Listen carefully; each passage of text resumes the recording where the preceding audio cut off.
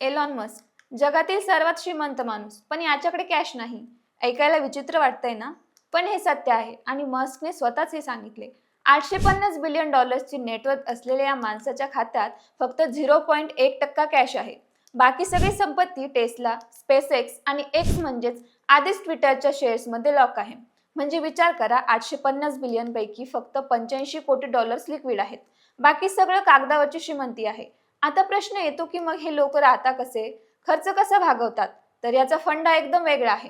हे शेअर्स विकत नाहीत, कारण विकले तर कॅपिटल गेन्स टॅक्स भरावा लागतो. त्याऐवजी शेअर्स बँकेकडे तारण म्हणून ठेवतात आणि त्यावर लोन घेतात. या लोनवर इंटरेस्ट रेट खूपच कमी असतो आणि टॅक्सही नाही. म्हणजे श्रीमंत माणूस कर्जावर जगतो आणि सरकारला टॅक्स पण कमी देतो. हा त्यांचा गेम आहे.